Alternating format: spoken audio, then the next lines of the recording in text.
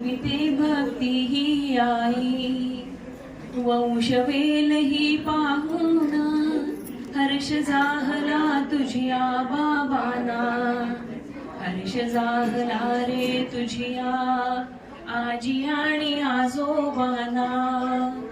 सुवासिनी जमल्या साऱ्या तुझेच रे कौतुक पाहण्या. नामकरण हे बाळाचे आनंदाने ठेवायाला.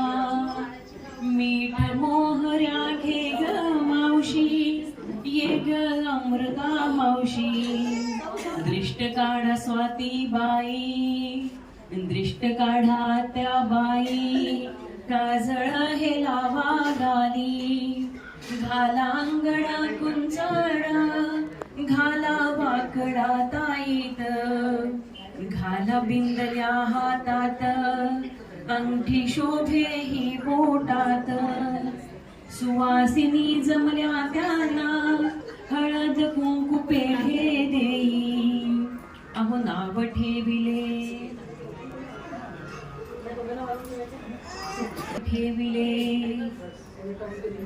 नाव ठेविले. सगळ्यांनी जरा जोरदार टाळ्या वाजव्या.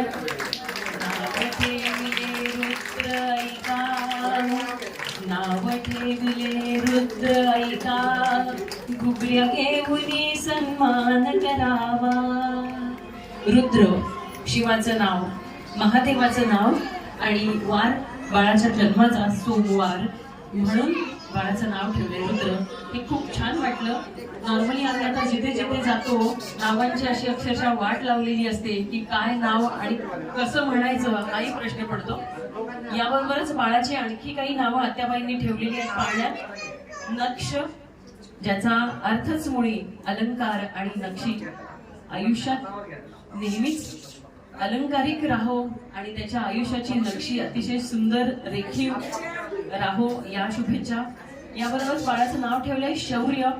नावातच शौर्य आहे आणि नावातच रुद्र आहे. त्यानंतर बाळाचं नाव ठेवलंय आरव.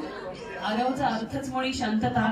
ज्याच्याकडे शौर्य असतं त्याचा मेंदू सुद्धा शांत असावा लागतो, तेव्हाच शौर्य खरं तर फळास येतं. म्हणूनच साचेचं नाव ठेवलेलं आहे शौर्य आणि त्याच्याबरोबर आरव देखील.